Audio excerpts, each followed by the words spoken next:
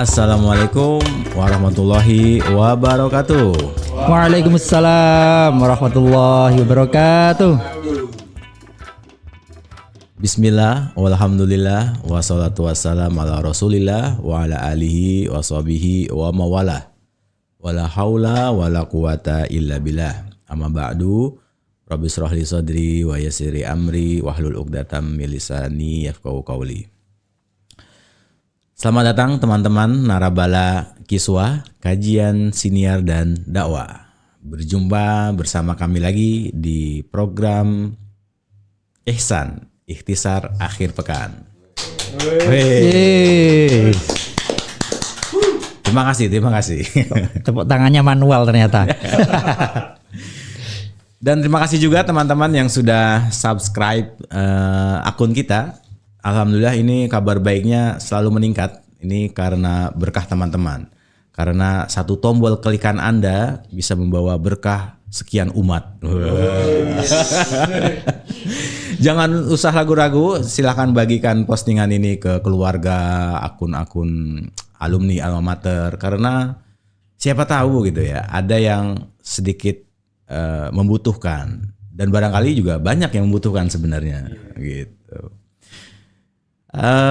Pada malam hari ini kita kembali akan mengulik hal-hal menarik dan hal terkini tentang kajian kaidah fikih. Kaidah bukan selalu rumus-rumus saklek seperti yang kita ketahui 1 + 1 2 ya. Tapi dalam fikih itu agak fleksibel, lentur dan bisa kita diskusikan bersama. Tentunya diskusi kali ini kami akan memanggil dua tokoh utama kita, yaitu yang pertama Mas Aji.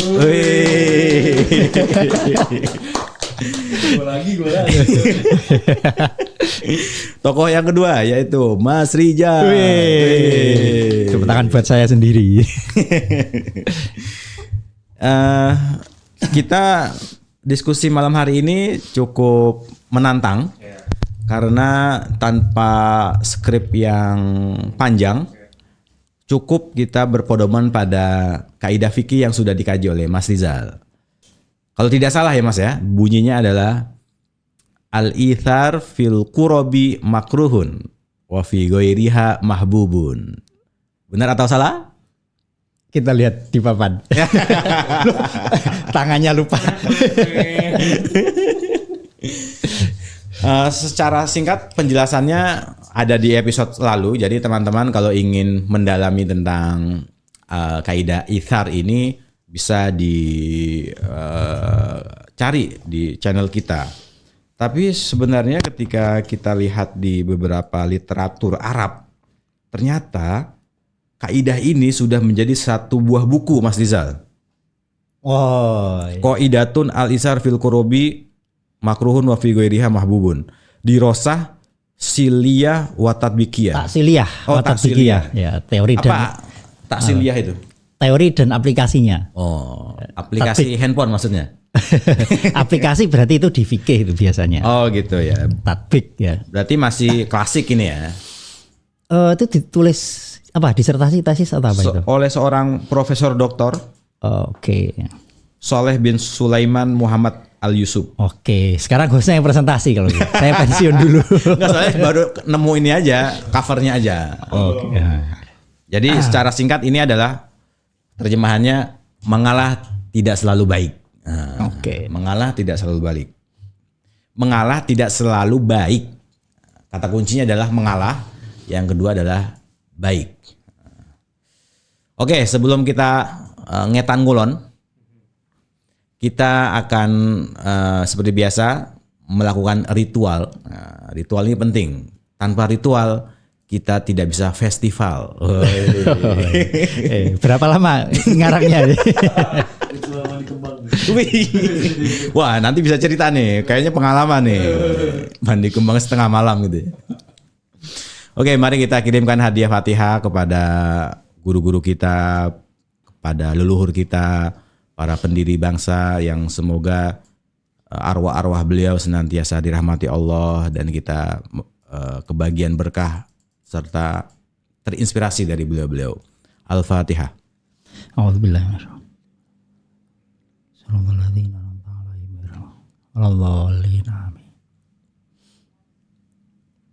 Amin ya rabbal alamin. Ini Mas Rizal ini Fatihahnya sangat fasih dan cepat. Kalau saya masih ayat keempat, Mas Rizal sudah amin. Itulah bedanya pakar dengan yang bukan pakar. Ada penjelasan Mas Rizal? Oh enggak ada. Oh enggak ada. Dan mau ini klarifikasi. Oke. Nanti Mas Rizal akan sedikit menyimpulkan kaidah-kaidah kemarin itu dan apa kaitannya dengan dunia eksak atau kenukliran masa kini. Nuklir lagi kan. Oke, kepada Mas Rizal kami persilakan. Assalamualaikum warahmatullahi wabarakatuh. Waalaikumsalam. Tadi sudah dibuka oleh Mas Atung. Selanjutnya mungkin tadi Mas Atung menampilkan ini ya, menunjukkan ada sebuah kitab ya tentang kaidah mengalah ya. Kaidah taksiliyah wa tatbiqiyah. Cuma kayaknya nggak ada namanya. Kalau punya kita kemarin ada namanya. Oke. An-Nadhr al-Mukhtar fi Qaidatil Itsar. Sedikit lebih keren dalam hal ini. Walaupun kita audiens juga nggak ngerti juga sih sebenarnya. Emang sengaja biar kelihatan agak pinter dikit. Oh iya. Untuk kesimpulan tadi seperti disinggung Mas Atung ya. Tadi udah belum ya? Belum. Ya, bahwa mengalah itu tidak selalu baik. Jadi kesimpulannya di situ. Jadi al-ithar mengalah itu kalau fil kurob, fil kurbah di dalam ibadah itu malah makruh ya. Makruh. Nah, untuk di hal selain ibadah ya dalam hal ini di dalam hal-hal yang sifatnya duniawi, di dalam hal-hal yang sifatnya bagian dari nafsu ya, kesenangan-kesenangan, nah itu ngalah malah mahbubun, mustahabun. Nah, malah sebaiknya ngalah. Nah, kalau Asyuti membuat peta lebih detail lagi ya, mengalah itu enggak cuma dalam hal ibadah ya, enggak cuma makruh. Ya. Ketika dengan mengalah kita malah meninggalkan hal yang wajib, hukumnya malah haram. Jadi al-ithar yang sampai menyebabkan ila tarkil wujub hukumnya haram. Tarkil wujub itu meninggalkan hal yang wajib ya. Misalkan ya contoh kemarin nutup aurat misalkan. Saya punya hanya selembar kain misalkan di tengah padang pasir gitu ya. Terus ada orang lain butuh baju. Nah, saya nggak boleh ngalah. Dengan saya ngalah berarti saya meninggalkan kewajiban saya menutup aurat. Nah, itu nggak boleh. Ya, ini Al-Asyuti menyampaikan itu ya. Kemudian mengalah kalau sampai meninggalkan kesunahan atau sampai mengerjakan hal yang hukumnya makruh. Nah, ini hukumnya makruh. Nah, mengalah kalau sampai meninggalkan mengerjakan yang khilaful aula, maka hukumnya ya khilaful aula. Nah, itu barangkali kesimpulan dari kaidah kita. Nah, nanti itu kan dari perspektif fikih gitu ya. Nah, karena kita sudah berhasil menculik seorang dokter nuklir yang pakarnya adalah dunia eksak yang 1 ditambah 1 harus 2. Apakah barangkali mungkin gitu ya, ya udahlah 1 tambah 1 3 aja lah. Nah, mungkin nggak begitu di teori eksak gitu ya. Kalau di fikih kan masih bisa ya. Nah, bahkan ada hal yang kemarin kontradiktif ya, muskil ya kalau menurut Asyuti ya, yang kemudian dijawab oleh ulama berikutnya ya. Misalkan ngalah di soft sholat. Ya, jadi pas saya Mas Aji sama Mas Atung sholat jadi makmum, kemudian Mas Uud datang, nah berdiri sendiri tanpa jadi membentuk soft baru tanpa ada temennya, itu ada yang mengatakan tidak sah atau minimal nggak baik lah, makruh lah ya. Nah, ini bisa dengan jawil. Jawil itu bahasa Indonesianya apa? Jawil ya. Ya menepuk, nyolek ya, mencolek soft depannya, colek saya misalkan. Nah, terus saya mundur, ini berarti ngalah. Ini hukumnya makruh. Nah, ini saya dilema nih. Saya mundur makruh nggak bantu ini juga makruh. Apa saya mundur makruh, diem saja juga makruh. Nah, dilema. Tapi ini kemudian dijawab oleh ulama berikutnya bahwa saya kehilangan pahala untuk mempertahankan soft awal, tapi saya mendapatkan pahala ta'awun alal birri wat taqwa, ya, menolong kebaikan kepada Mas Uud yang baru datang tadi. Nah, ternyata bisa ditawar gitu ya. Karena memang fikih seperti disampaikan Mas Atung tadi fleksibel, lentur, lunak, kondisional ya, tergantung situasi ya. Tapi bisa tegang. Nggak bisa kalau tegang gitu. Nah, itu salah pergaulan kalau sampai mengatakan fikih tegang gitu. Nah, apakah itu juga berlaku di dunia eksak gitu ya? Apa? Nanya ini. Iya dong. Gimana Mas Haji responnya? Sebenarnya saya mau respon yang tadi dulu nih. Sholat kan, pas kita sholat terus ada yang jawil.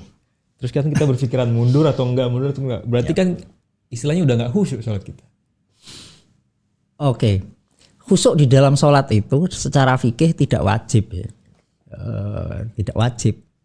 Dan siapa yang bisa khusyuk dalam sholat? Seandainya khusyuk dimasukkan ke dalam kewajiban di dalam fikih, satu, hampir mustahil orang bisa khusyuk dari awal sampai akhir. Satu. Yang kedua, fikih itu kan bicara soal nahnu nahkumu bidzawahir. Kita menghukumi apa yang tampak. Nah, untuk mengatakan sebuah aktivitas itu sah atau tidak, ya kita raba zahirnya. Sementara khusyuk itu tempatnya di hati. Nah, sulit ya. Jadi itu ranahnya tasawuf sebenarnya. Meskipun sebagian ulama ada yang mengatakan itu bagian terpenting dari sholat. Tapi fikih ambil jalan amannya saja. Begitu. Oke, siap. Terus jawaban dari pertanyaan Mas Haji tadi gimana, Mas Haji? Nah, kalau dalam eksak itu kan memang untuk sains dasar yang paling dasar kan 1+1 sama dengan 2 ya. Kita semua memahami itu gitu. Cuman begitu kita sedang berdebat sama orang gila yang beneran gila gitu kan, terus dia bilang 1+1 sama 3 sama dengan 3 gitu. Masa kita mau ngedebat dia gitu kan? Ya iyain aja gitu kan. Jadi ya, yang gila siapa? Ya yang iyain aja.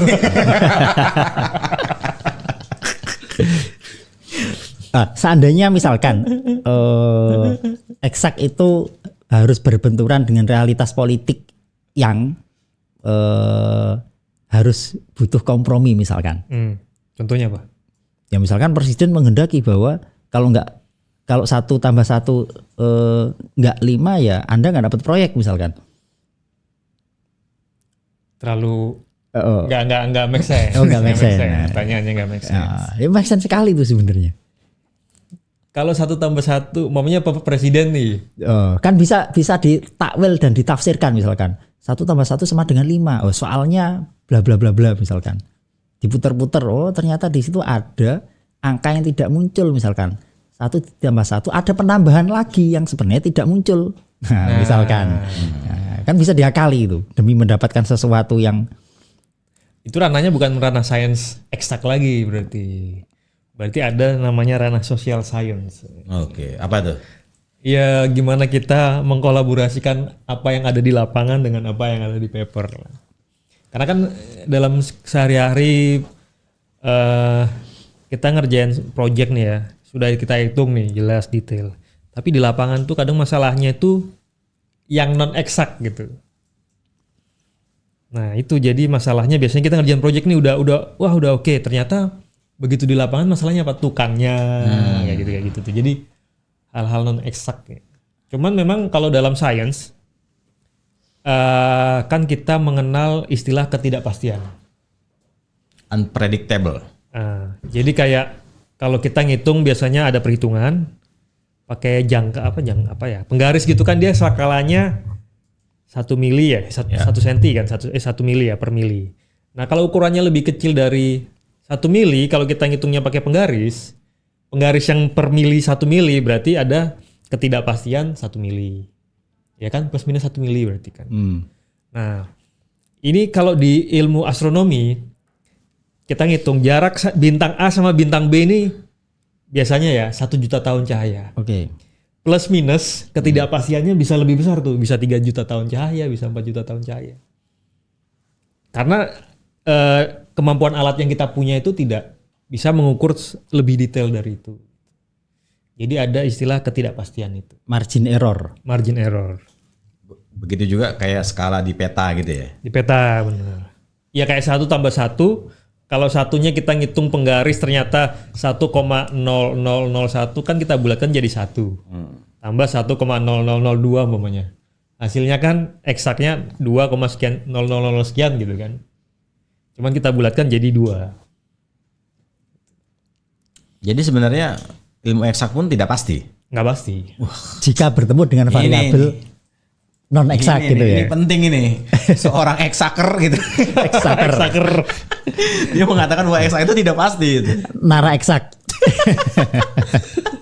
Bisa diulang lagi berarti eksak itu tidak pasti. Tidak pasti. Oh ini nih. Boleh nih. Iya, betul.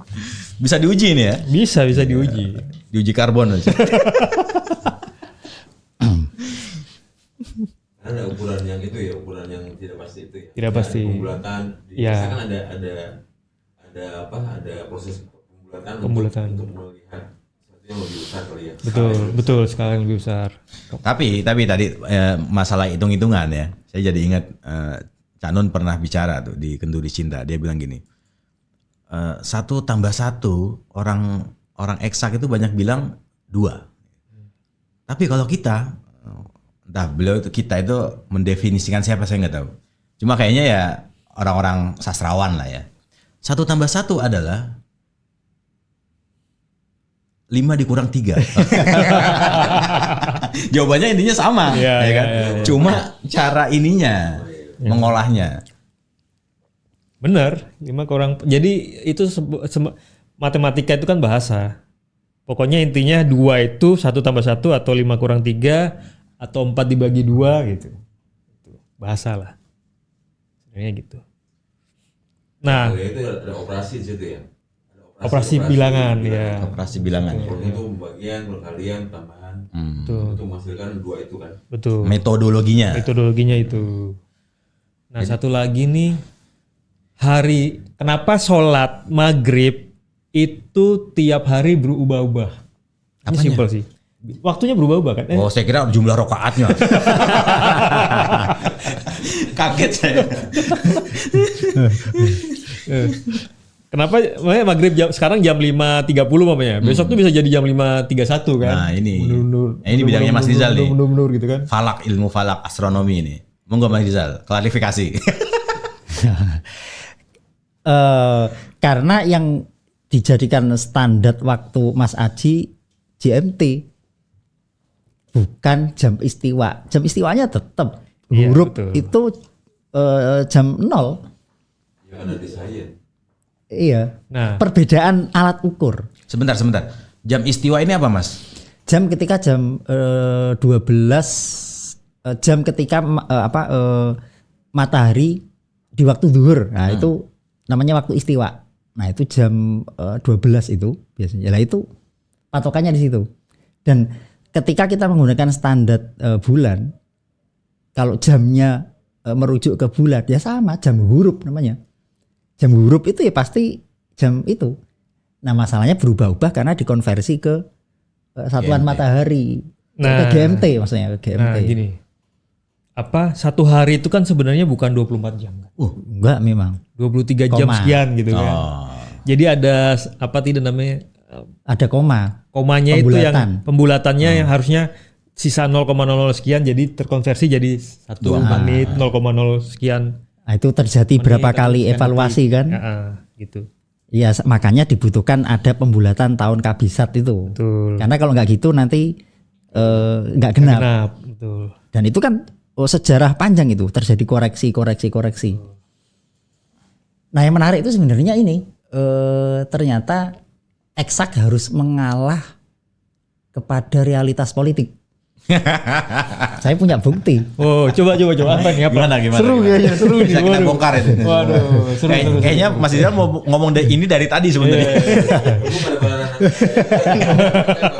Bahaya ini. Saya nunggu Mas Aji maksudnya kok nggak muncul.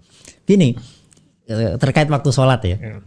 Enggak yang terkait tadi yang Politik tadi loh. yang politik tadi. Iya, Oh iya. larinya ke politik ya. Politik sholat berarti. Hubungannya waktu sholat dan astronomi. Ya.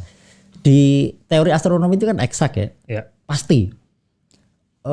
waktu maghrib misalkan atau waktu subuh, waktu sholat lah ya, itu akan berlaku berdasarkan satu matlak. Gini, kalau awal Ramadan, nah itu ketika sebuah wilayah berhasil ru'yah, maka hukum satu Ramadan ini juga berlaku untuk wilayah yang satu matlak istilahnya. Nah satu matlak itu berdasarkan hitungan matlak astronomis, matlak falaki. Nah rumusnya, nah ini terjadi kemarin nih 2 tahun yang lalu ya. Rumusnya begini, ketika sebuah negara yang berada di sebelah barat ya sudah berhasil ru'yah, maka hukum ini bisa diterapkan untuk negara yang berada di sebelah baratnya. Tidak bisa ditarik ke selatan, ke timur. Nggak bisa. Kalau Aceh ru'yah, Papua nggak bisa ngikut. Oke. Tapi ketika Papua ru'yah, Aceh bisa ikut. Nah, tapi realitas politik tidak menghendaki itu. Ini antara dua ini ya, dua kekuatan ormas terbesar di Bukan. Ini pure astronomi. astronomi. Pure astronomi.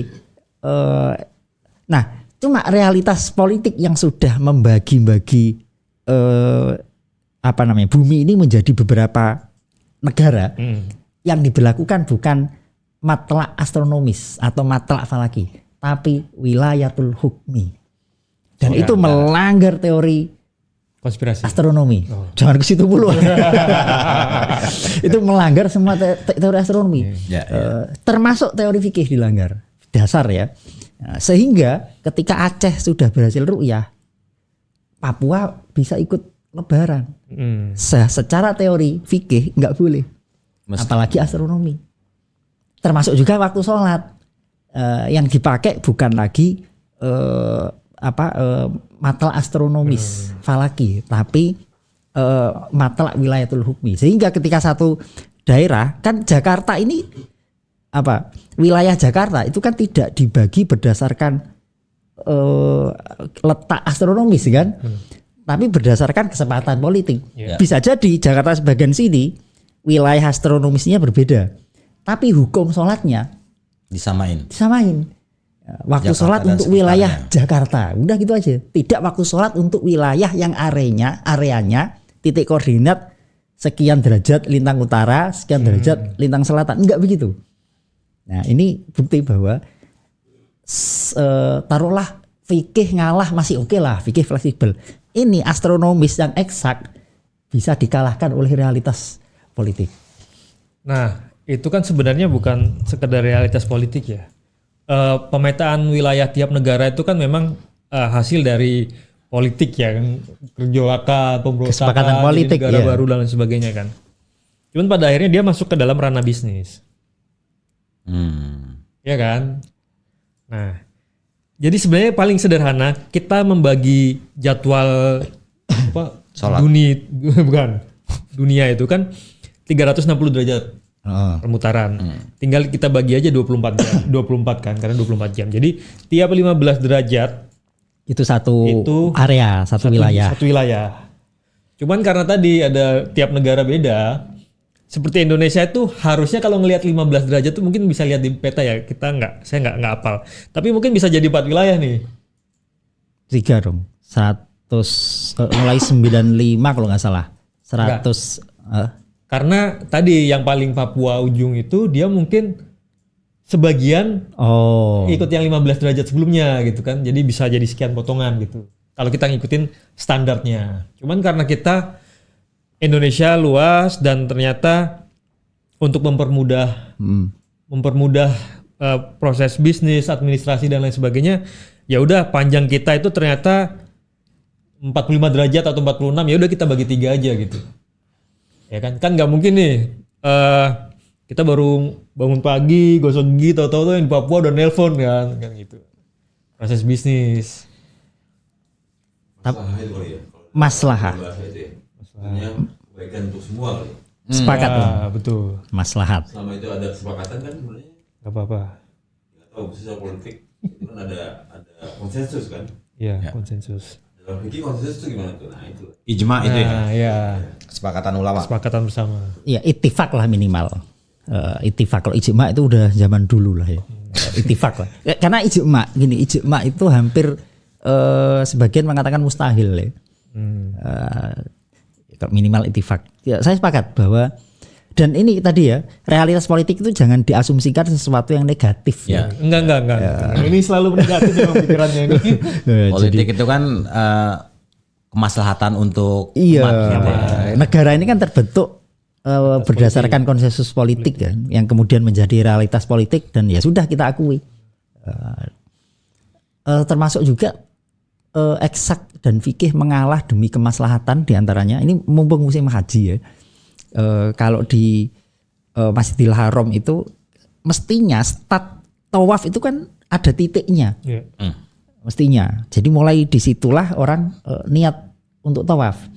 Bayangkan seandainya dikasih garis titik tawaf, akan kayak apa ricuhnya.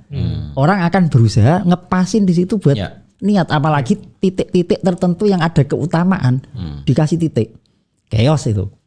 Sehingga Lentur jadinya ya. dibikin lunak di titik paling jauh, meskipun kalau kita lihat beberapa postingan ada yang mengatakan itu bid'ah, termasuk bid'ah di Masjidil Haram gitu ya. Nah, tapi saya sepakat. Jadi sepakat bukan yang mengatakan bid'ah ya, tapi sepakat dengan yang dilakukan oleh pemerintah Arab Saudi. Itu di ujung Masjidil Haram dipasang lampu warna hijau. Sehingga untuk niat cukup melihat lampu hijau dari kejauhan, sehingga perkiraan saja cukup. Oh. Jadi nggak harus pas saklek di titik itu. Nah, demikian juga dengan kesunahan-kesunahan, cukup dengan perkiraan. Oh, ini udah nyampe. Nah, kita baca doa-doa tertentu. Jadi itu kita kadang hidup tidak harus terlalu eksak gitu ya. Karena manusia hidupnya di ranah sekian lebih banyak persentasenya itu hidup di ranah sosial humaniora sebenarnya.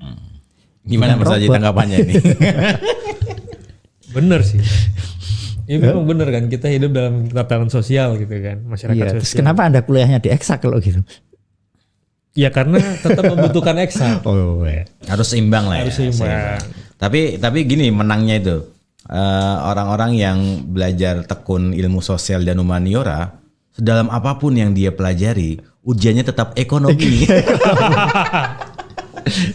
Dan juga eksak juga begitu. Tapi ini yang dalam social science sama ini di dunia akademisi ya, sama dunia eksak sains, fisika, kimia, biologi ya.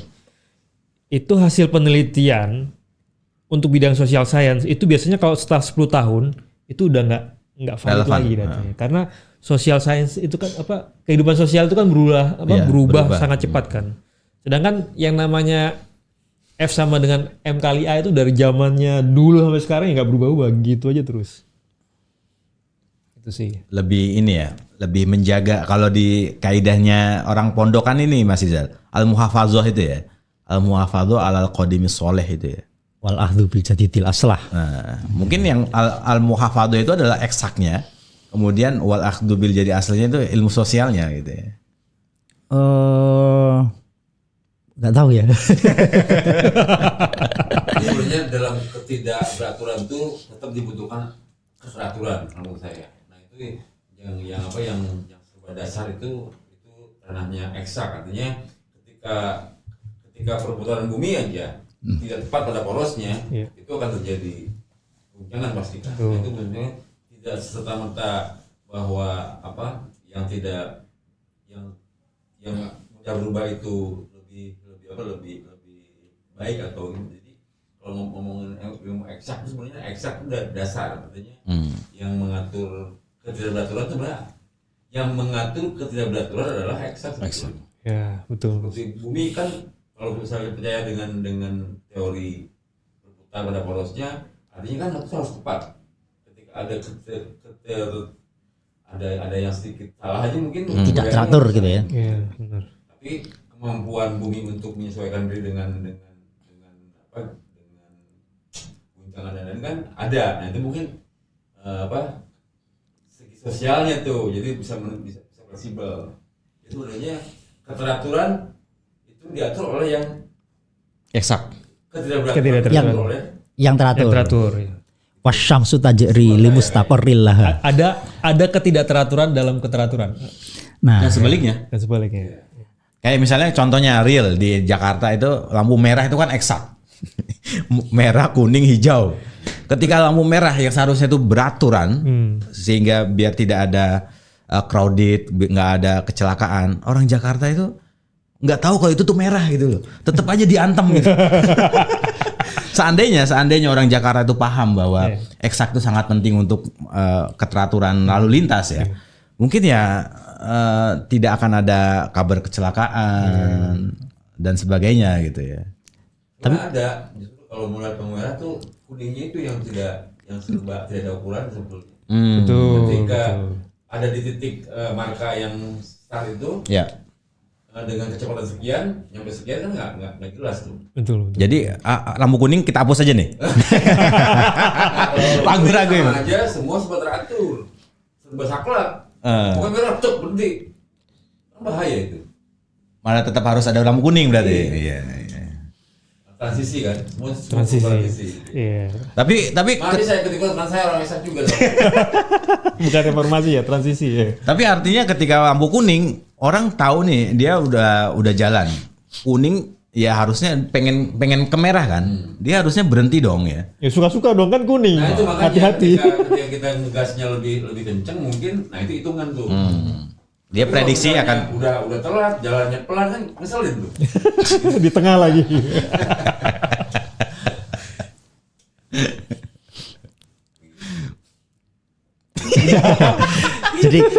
jadi intinya di antara eksak yang kaku itu kemudian humaniora yang serba sangat dinamis, agar teratur dan tertib dibutuhkan ada rumus yang namanya mengalah. Nah, ketemu judul kita. Ya, oke. Eksak memang harus kaku, Ya.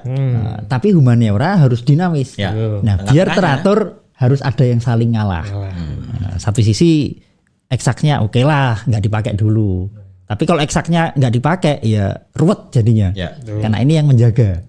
Tapi bagaimanapun juga, manusia hidupnya di ranah humaniora yang serba nggak jelas.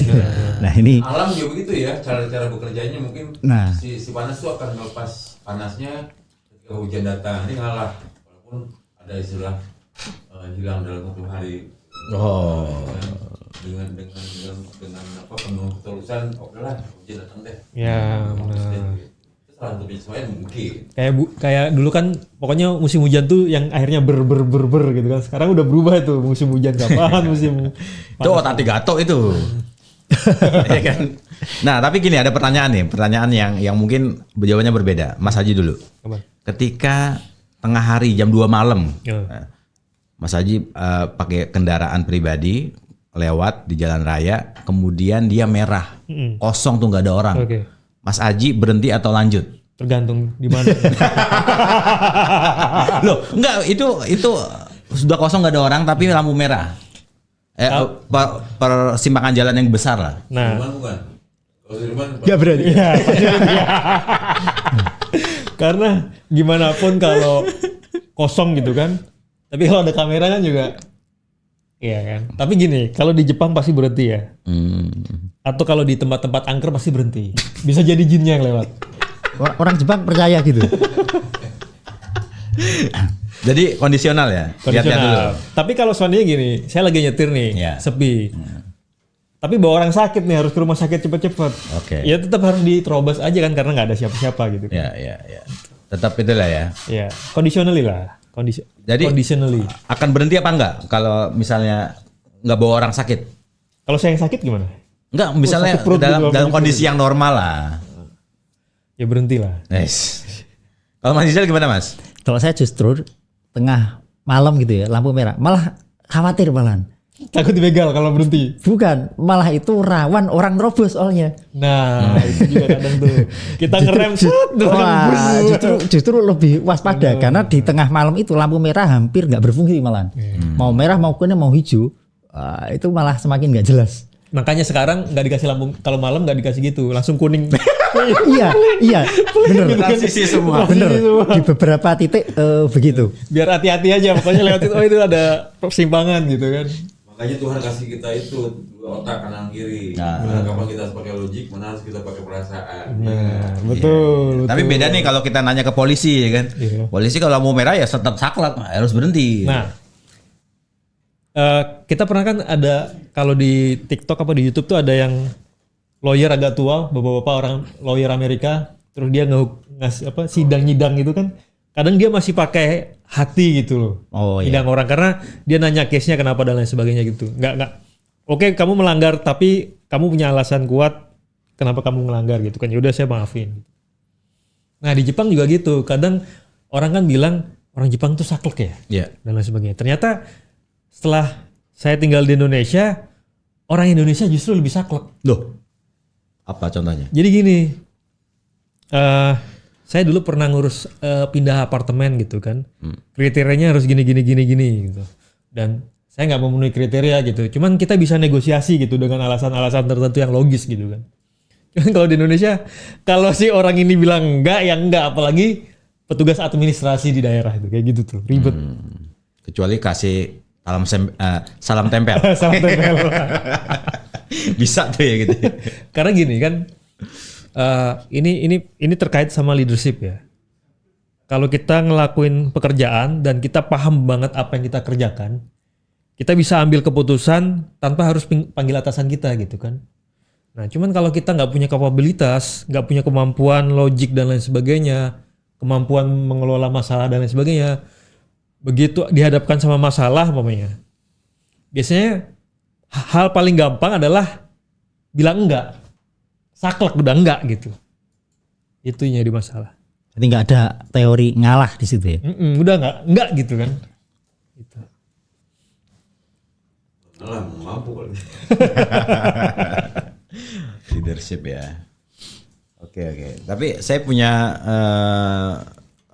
pernah dapat ajaran tapi saya lupa dari mana. Ketika melewati lampu merah yang sepi, kita boleh maju, boleh berhenti. Cuma yang perlu dilakukan adalah mencet klakson 2 kali. Oh, buat ini ya, syarat ke jinnya ya. Tintin gitu. Biar menandakan bahwa ada aktivitas gitu. Biar nggak ada orang nyerobot, nggak ada orang yang itu. Enter permit. Ya, enter permit ya. Nah, ini terkait leadership. Saya kemarin baca buku Leader Who Had No Title. Jadi tiap orang itu sebenarnya leader. Tukang sapu sekalipun, apapun profesinya itu leader. Artinya dia mengerjakan sesuatu itu dengan kapabilitas, benar-benar punya kapabilitas yang baik dan komit dengan apa yang dia kerjakan. Itu juga sebenarnya leader gitu. Tidak harus sebagai jenderal atau CEO, tapi tiap masing-masing profesi itu sebenarnya adalah leader gitu. 14 abad yang lalu udah diingatkan. Nah. Kullukum ra'in. Tapi tidak diingatkan di acara ini gitu kan. Makanya saya ingatkan. Belum waktunya. Ada nanti. Nah, kembali ke jalan raya tadi itu. Kalau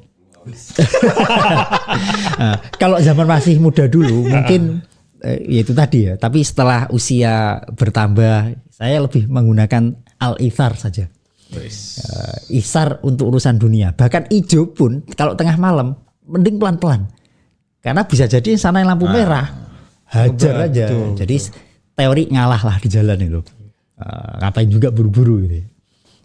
Karena banyak sering beberapa kali juga kan. Tapi jangan pelan-pelan terus di tengah gitu kan. Bukan ngalah itu, nyusahin. Orang sepi kok tengah malam. Jadi al-ithar fi ghairil ibadah itu kan maksudnya. Nah, Dianjurkan untuk mengalah ya. dianjurkan untuk mengalah. Tapi ngomong-ngomong Mas Haji ini sudah mempraktekkan mengalah Mas. Bahwa beliau ini di Jepang kan sudah punya banyak kredit, punya banyak paten. Maksudnya prestasi itu loh. Kredit ininya, prestasi penghargaan banyak itu. Tapi belum mau mengalah demi Indonesia. Demi tanah air. Pulang kampung ke Indonesia kan mengalah sekali gitu. Orang-orang kabur, dia pulang. Pulang kampung. Itu kan bahasa di YouTube-nya gitu kan. Ya pengen pulang. Biar kelihatan heroik gitu loh. Tapi kalau misalnya seandainya Mas Aji disuruh milih antara disuruh tinggal di Indonesia, Jepang atau negara lain, Mas Aji milih apa? Negara mana? Selandia Baru kayaknya. Why? Suka nonton Lord of the Rings ya. Ini apa? Selandia Baru itu pokoknya kalau terjadi perang dunia ketiga kayak negara paling aman tuh Selandia Baru.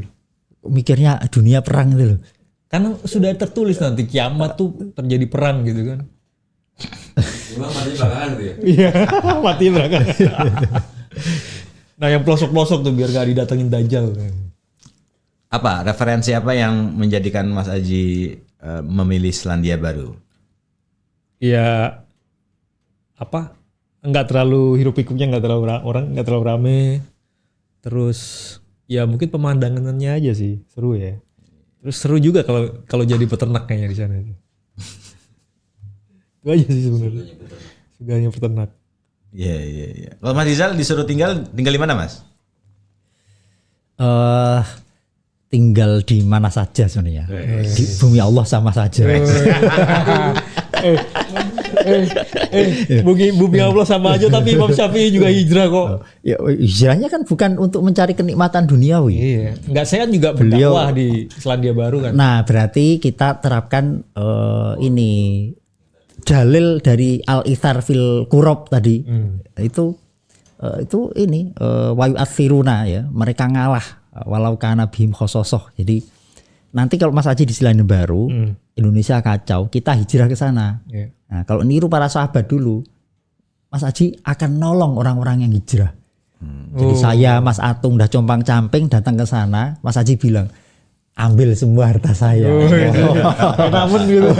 Loh, itu enggak aku enggak gitu. Mas, itu Mas tolong bantuin urus sapi gitu.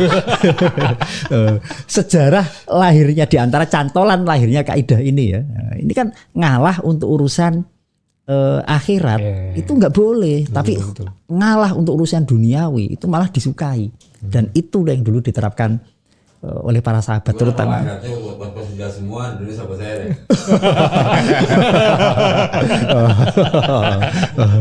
Harus ditimbang-timbang ini. Ya, jadi jawabannya Bentar dulu, jawab dulu ini gimana nih kalau yang apa dunianya diambil Om Dhani semua, akhiratnya Mas Rizal nih. Ya kasih dikit-dikit lah.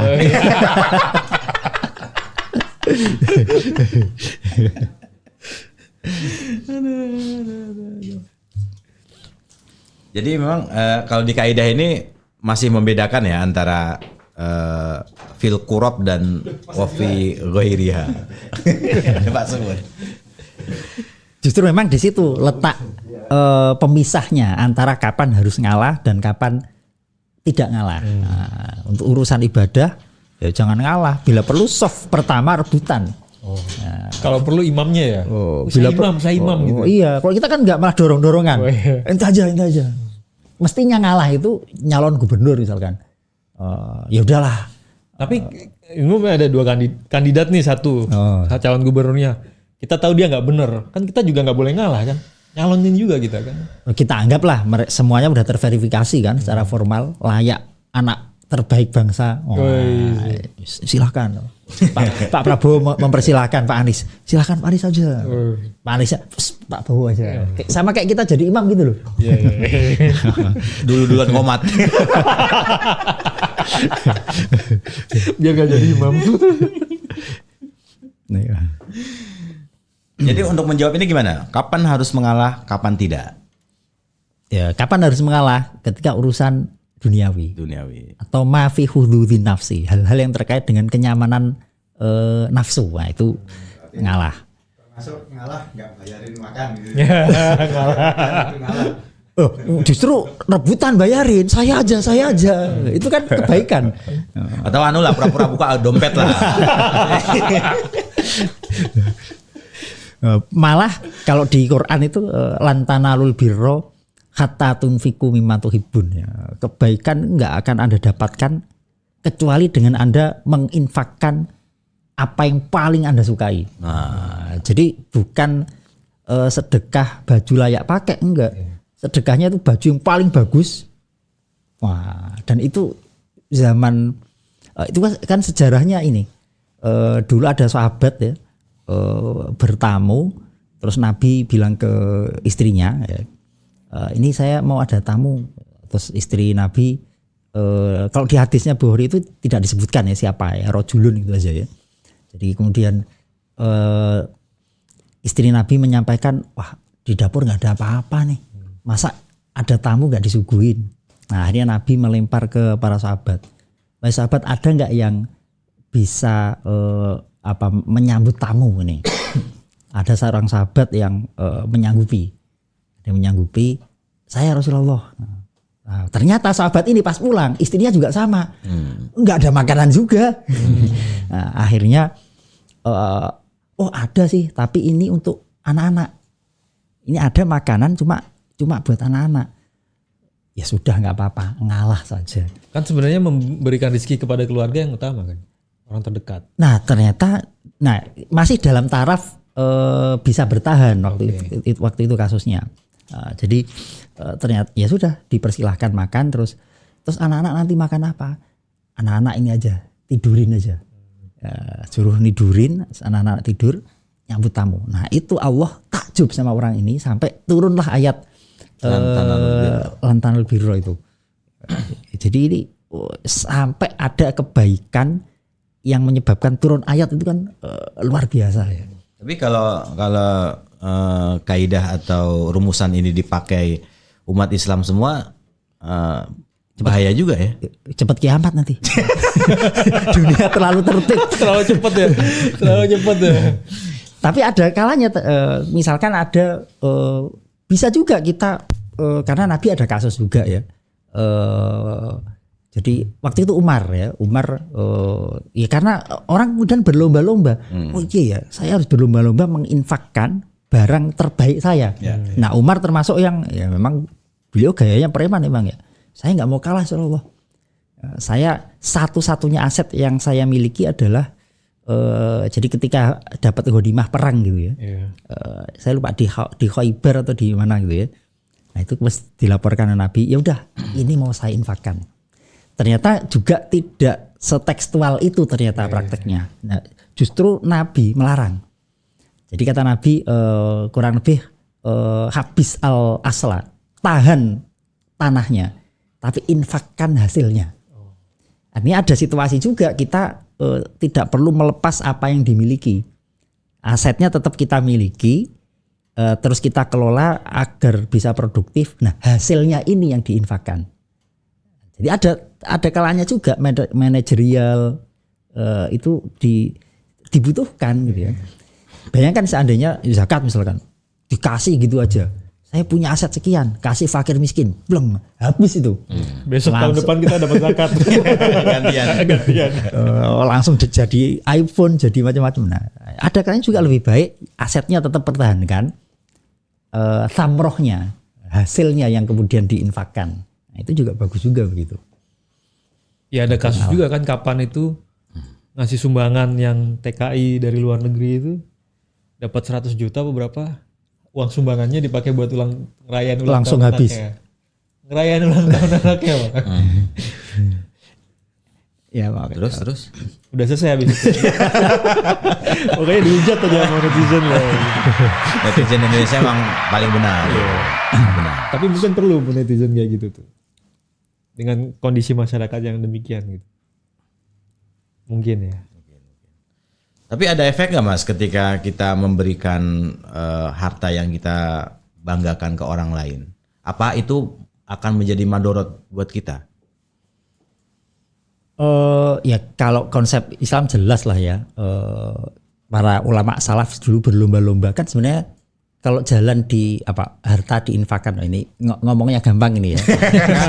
Dulu itu kan kalau para kiai dulu ya menukil dari para ulama ya, dengan kita mensedekahkan itu kan, menginfakkan itu kan sama dengan nabung sebenarnya.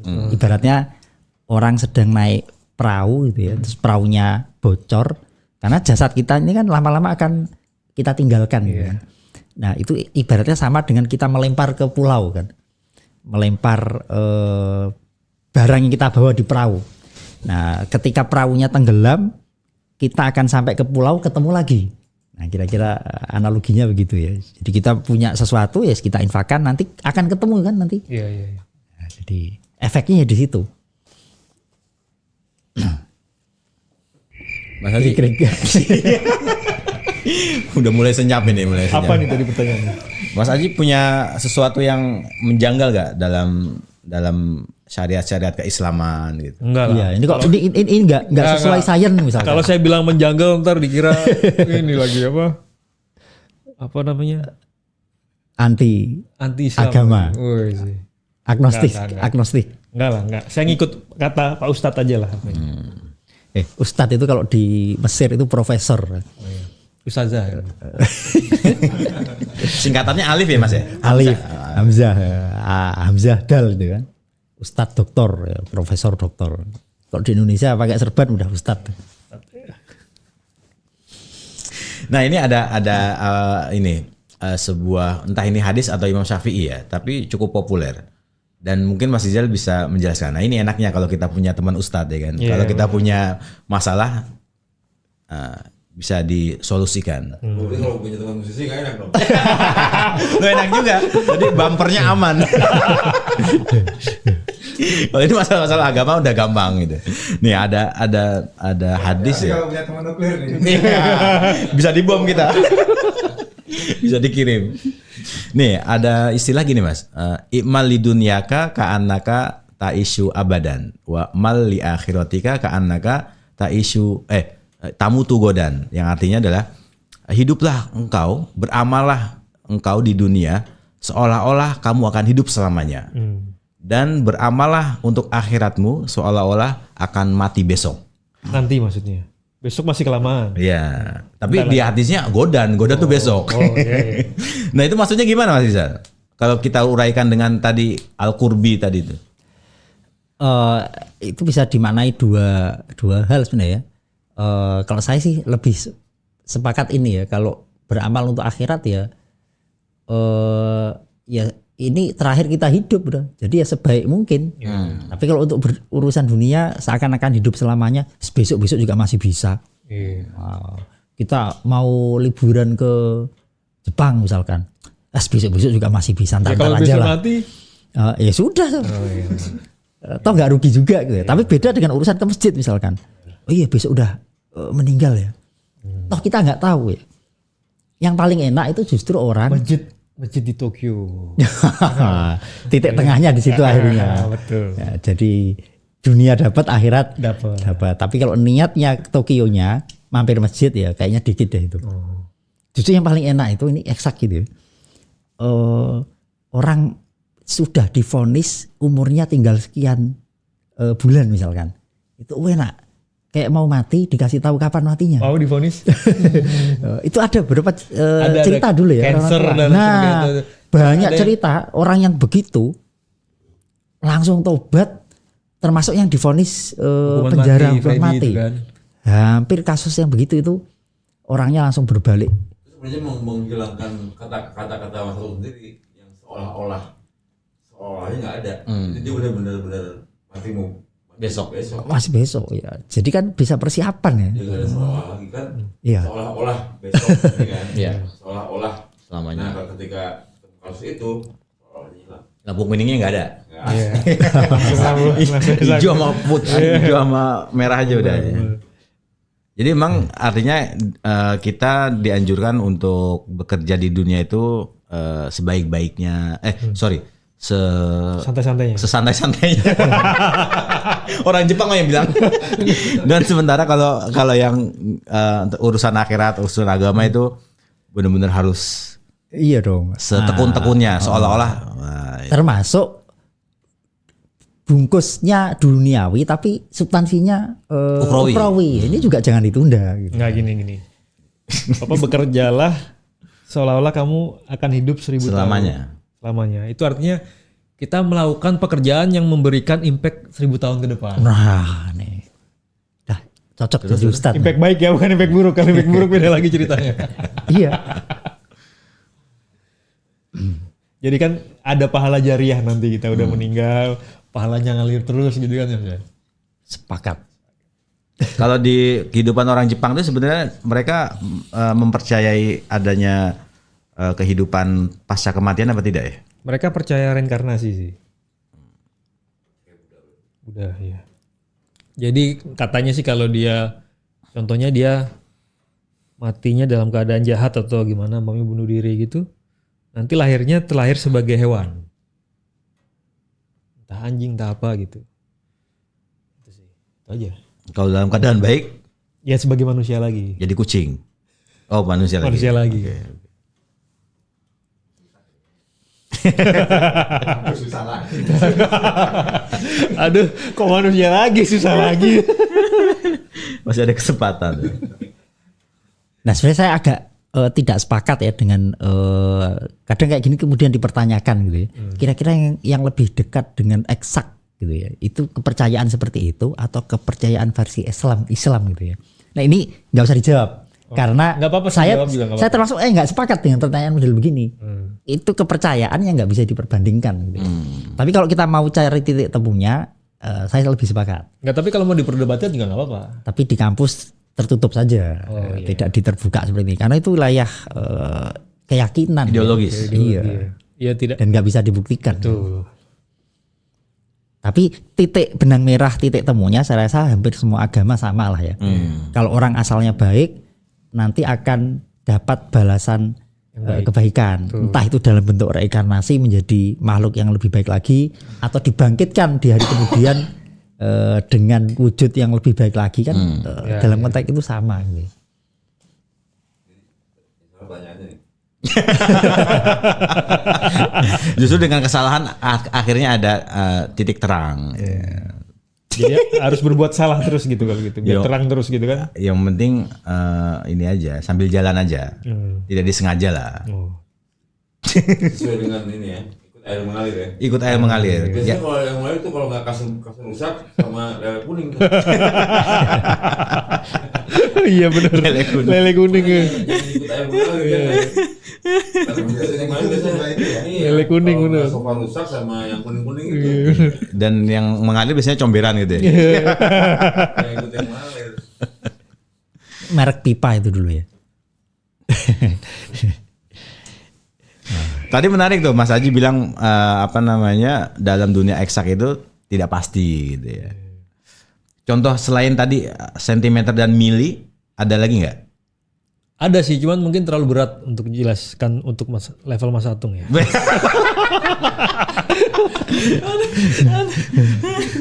Emang berapa kilo sih? Nggak apa-apa lah, kita uraikan aja nanti. Netizen kita cerdas-cerdas loh. Oh iya bener ya. Iya. Cuman Mas Atung aja nih agak susah. Ini cara ngeles yang sebenarnya nggak siap jawab. Karena nggak ngerti juga. Apa perlu buka HP dulu? Enggak. Apa tadi pertanyaannya? Eksak yang tidak pasti. Tidak pasti ya. Kayak satu sentimeter itu dari 5 mili misalnya. Oke. Nah ternyata di mili juga ada margin error juga betul, gitu. betul. Nah ini pengalaman saya eksperimen ya. Eksperimen itu biasanya kita ambil data dengan parameter, let's say 5 parameter. 5 parameter ini kita udah set sama semua. Begitu kita ambil data pertama, keluar nilainya umpamanya 5. Data kedua keluar belum tentu 5 tuh, bisa 5,5, 5,2. Ambil data ketiga 5,4. Ambil data keempat. Jadi dari situ kan kita bisa lihat nih, ternyata dengan parameter ini data yang keluar secara eksperimen itu ternyata nggak fix 5, tapi 5 plus minus. Plus minus tadi ada 5,4, 5,2 gitu. Jadi ada standar deviasinya lah gitu. Di eksperimen begitu. Tanya paham nggak? Itu maksudnya eksperimen apa itu? Eksperimen dalam hal apa ini? Banyak hal. Banyak hal. Semua hal eksperimen pasti begitu sih. Astagfirullahaladzim. Enggak, maksudnya apa? Contoh konkretnya itu apa? Oke. Contohnya susah kalau gitu. Angel. Editingnya langsung Jadi keluar. gini. Paling gampang gini. Ini ada kelinci Oke. 5. Oh, dengan semua karakteristik yang sama lah, mirip lah kan. Kita kasih makan tiap hari dengan komposisi makanan yang sama, waktu yang sama dan sebagainya. Itu bisa jadi setelah 10 hari pertumbuhannya itu kan nggak mungkin yang tadinya 5 kilo kelinci mulai 2 kilo gitu. Terus tiba-tiba sama-sama 5 kilo persis tuh nggak. Ada yang 5 kilo 1 on, 5 kilo 2 on gitu. Ada yang 5 kilo pas gitu kan. Jadi di situ ada deviasinya di situ. Gitu. Menarik. Jadi nggak eksak banget kan. Jadi kelinci itu eksak ya? Nah itu dia. Masa pertumbuhan kelinci harus eksak? Maksudnya dengan asupan makan sehari sekian, masa iya harus Nah, kayaknya kenaikan beratnya harus sekian? Sama. Nggak harus. Nah, kayaknya lebih konkret gini Mas Haji. Misalnya ada botol atau apa sih namanya kalau yang kaca itu Botol kaca. Botol kaca. Gak usah kasih tahu kalau kayak. Botol buat laboratorium itu loh, yang ngasih cairan. Botol ukur. Ya. Botol ukur. Nah, gelas ukur itu kan ada parameternya juga tuh. Ya. Ada ininya. Pedotnya bayi itu ya? Ya. Nah, satu hari kita kasih air yang sama. Kemudian kita buka lagi 1 minggu kemudian. Itu airnya berkurang atau tetap samanya? Oh, kalau itu tetap. Tetap ya. Tetap. Pasti itu ya. Dari mana? Soalnya ada maling. Ya itu tetap. Cuman kita kalau taruhnya di ruang terbuka terus ada penguapan dan lain sebagainya itu bisa berbeda. Tapi penguapannya maksudnya gini, di tempat yang berbeda, yang satu di gedung mana, yang satu gedung mana, itu kan dia punya penguapannya berbeda-beda karena temperaturnya mungkin agak berbeda, jadi komposisinya bisa kurang, nggak sama gitu, mungkin gitu. Kalau di tempat yang sama bisa 100% sama. Sama. Asal nggak ada hujan gitu ya. Kalau pas ada hujan jadi full gitu kan. Ini Eksak versi Sri Mulat. Kan kalau air terbuka itu kan, umpamanya yang satu kita taruh di Pancoran 1 liter, satu kita taruh di Tangerang 1 liter, di Bekasi 1 liter. Itu seminggu itu bisa jadi beda tuh. Karena kan penguapan air karena panas matahari kan, yang satu di sini panas, satu ini enggak gitu loh. Oh gitu ya. Menarik. Soalnya di ruangan yang Sama, ukurannya betul. misalnya panasnya sama ya. Betul. Suhu ruangan dengan suhu ruang yang sama gitu. Betul. Itu akan mungkin sama. Sama Betul, ya, pasti ya itu ya. Betul gitu. Itu Kecuali kalau taruh kulkas benar. Ada yang langsung sehari hilang. Campur susu lagi. Nah, kalau itu berarti eksak pasti itu ya. Pasti. Ya enggak kan tadinya tanyanya ada nggak contoh lain yang tidak pasti? Ya itu salah satunya tadi. Karena alam itu penuh ketidakpastian kan.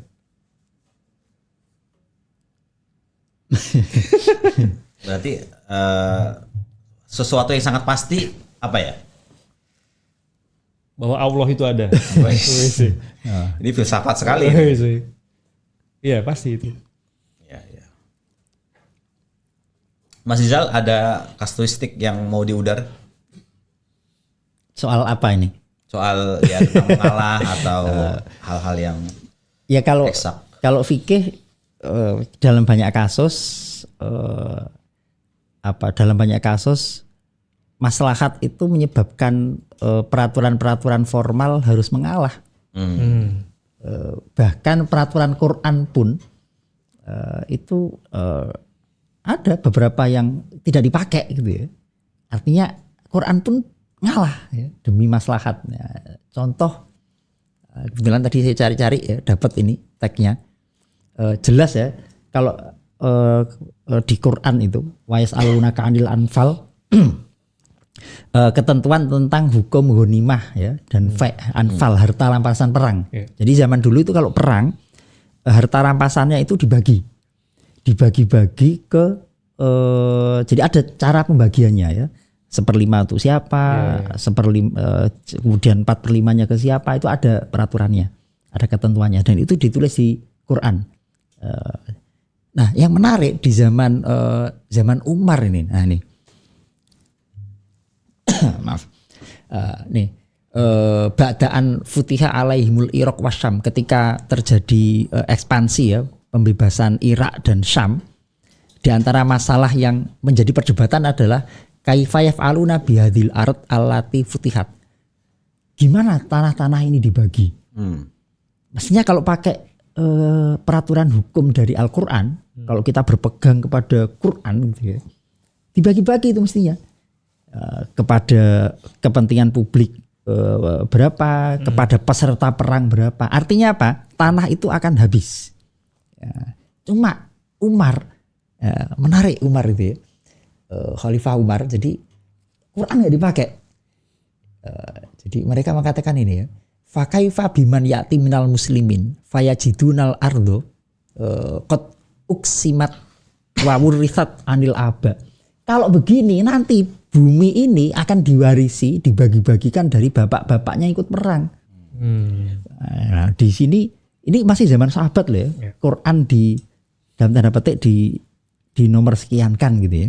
Jadi oleh Umar ternyata tidak dipakai itu hukum Quran itu dalam tanda petik ya. Tapi Umar lebih melihat maslahatnya. Ya apa yang tersirat gitu ya. Iya, yang tersirat. Nah, jadi yang dipakai Umar adalah Irak dan Syam, enggak dibagi-bagi, dibiarkan negaranya tetap ada. Udah. Nah, ini sekali lagi ya, ketentuan fikih, bahkan ini bukan fikih ya, teks Quran. Ya, cuma memang Umar mengatakan ya ini ijtihad saya.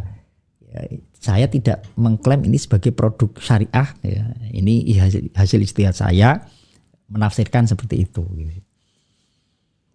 Dalam banyak hal memang begitu, mengalah. Ya. Jadi sangat fleksibel sekali gitu ya. Fleksibel sekali. Tapi tetap Qurannya tetap begitu bunyinya, tapi penafsirannya, penerapannya bisa fleksibel. Kok susah banget ya ini apa? Pengambilan contoh-contohnya gini aja yang paling gampang. Kan kita nggak boleh makan babi kan. Tapi dalam kasus-kasus tertentu kita boleh kan? Iya. Itu paling simpel kan udah. Iya, kalau contohnya itu lagi di banyak udah sering muncul. Iya. Kita Jadi cari keren ya, acaranya kurang. jadi nggak keren. Iya dong. Nanti kalau dipotong buat TikTok nggak menarik lagi. Kita cari yang jarang-jarang muncul. Udah ada yang mau memotong nih. Dibuka magang gitu ya. Sebutin dong sama tahu ada yang mau. Silahkan disebut. Iya, teman-teman, ini banyak sekali relawan-relawan kita sebenarnya yang ingin bergabung di tim redaksi. Cuma karena keterbatasan kami gitu ya. Akhirnya kami menerima juga sebenarnya. Jadi SDA kita ini SDM ya. SDM kita ini sebenarnya kekurangan ini Mas Diza. Gimana ini solusinya ini? Apa kita mengalah? Terus dikalikan SDA sama dengan Jadi saya rasa dari semua yang kita obrol ini kunci bukan tentang mengalah atau memenangi ya. Ya. Tapi jadinya semuanya tentang keseimbangan kalau menurut saya. Bahasa keseimbangan itu bisa dipakai di fikih, bisa di politik, bisa di sains, bisa di psikologi mungkin. Musik. nah ini yang belum muncul ini. Yang penting mengalah itu ada ukurannya, menang itu ada ukurannya, itu sih yang penting. Betul. Jadi ketika kita ngomong filosofi kita harus saling mengisi. Saling mengisi itu bukan sebanyak-banyaknya tapi seukurannya supaya seimbang kan akhirnya. Ketika seimbang itu semua akan berjalan dalam porosnya. Jadi kiamat masih lama ya. Sama. Jadi bekerjalah sekuat mungkin gitu. Keras-kerasnya karena masih lama dia. Gitu ya. Kayaknya seimbangan deh kayaknya. Simbang. Iya. Sepakat. Ya ibarat Iya ya. Ibaratnya apa maksudnya? Yin yang dan ya, yang. Gitu. ibarat timbangan ya. Kalau yang satu kelebihan, berarti yang satu harus mengalah dengan nambahin. Kalau nggak ditilang polisi nanti. Kan kalau dalam rumus kayaknya ini Nggak bayar. bayar. Nggak lah bayar. Kebiasaannya. mundur alon-alon. Nah ini kayaknya ada sebuah peribahasa atau lagu ya yang dia bilang gini, menang jadi arang, Yes. kalah jadi abu. Jadi mau milih mana nih? Gitu. Jadi bukan Arang masih bisa dijual. loh, abu juga bisa. Oh, abu gosok. Abu gosok. Arang habis dibakar. Jarang tuh gosok. Udah jarang. Lemon. Mama lemon. Ya, jadi bukan antara kita mau menang atau kalah ya, tetapi keseimbangan tadi. Betul. Kesadaran. Betul. Karena agama itu kan diturunkan bukan untuk menakut-nakuti manusia. dan juga tidak untuk membahagiakan manusia juga. Iya. Tapi kadang-kala kita butuh bahagia dan butuh sedih juga. Gitu. Enggak juga sih kalau bisa bahagia terus aja gitu loh. Jangan dong. Ibaratnya gini, kalau para pencinta kopi itu kan, jangan sering-sering ngopi ya, karena bisa asam lambung gitu. Wah. sorry. Diulangin. Jangan sering-sering ngopi sasetan. Atau kapal air lah. Tuh, tapi ini kan nyatanya gitu ya. Ada kapal terbang sekarang. Oh, gitu ya. Pernah nyoba? Ada di daerah gue. Besok bawa ya. Dan juga sebaliknya, jangan sering-sering juga ngopi yang terlalu branded. Nanti lidah kamu tidak bisa merasakan yang di level di bawahnya. Dan dompetnya juga berbahaya. Artinya kan kalau kita setiap hari makan sate, kita akan kehilangan nikmatnya sate. Enggak juga. Aduh. Kan ada banyak sate Marangi gitu kan. Ya sate ayam lah kalau oke. Jangan setiap hari makan sate ayam. Nanti kamu nggak tahu rasa nikmatnya rasa ayam itu. Harus ada tempenya lah. Sehingga nanti ketika balik lagi ke sate ayam, wah ini dia nih gitu. Aduh capek. Weh, masalahnya di Jepang tempe lebih mahal daripada daging gitu. Ini konteksnya Jakarta, Bung. Tapi tadi penutup udah Om Dani aja udah cukup. Ininya keseimbangan nih sih. Keseimbangan. Jangan hanya melulu belajar eksak ya. Tapi kita juga butuh belajar hal-hal yang tidak pasti. Termasuk kalau YouTube nggak serius-serius amat gitu. Iya. Kan. Kadang serius, kadang enggak gitu. Yang penting konten.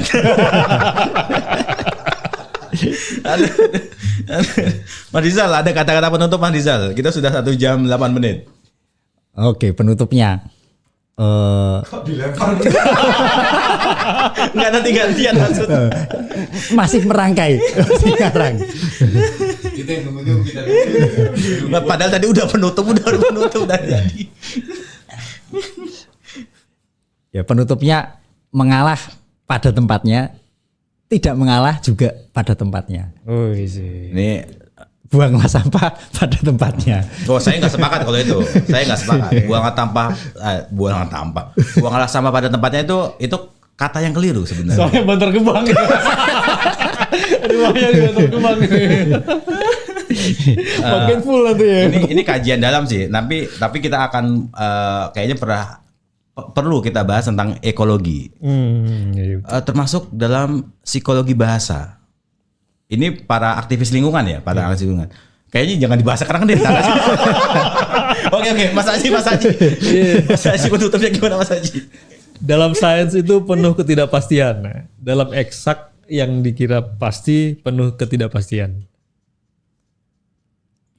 Bisa ulangi sekali lagi. Dalam ilmu eksak penuh ketidakpastian.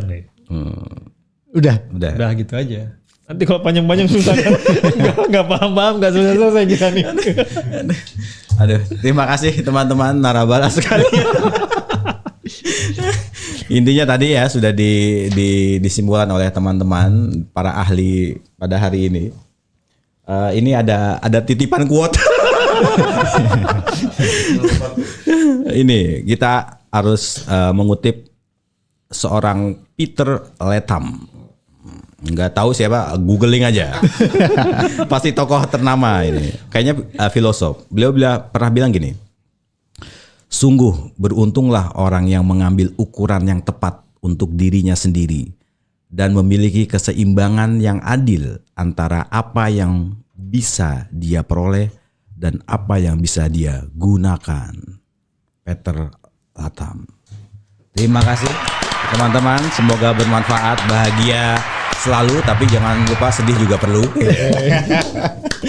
Wallahu a'lam bishawab. Terima kasih dan mohon maaf. Sampai jumpa di episode selanjutnya. Ingetin, kami akan bahas tentang ekologi lingkungan. Pasti nggak terima dia. Wassalamualaikum warahmatullahi wabarakatuh. Waalaikumsalam warahmatullahi wabarakatuh. Salaman kata Om Dani, salaman.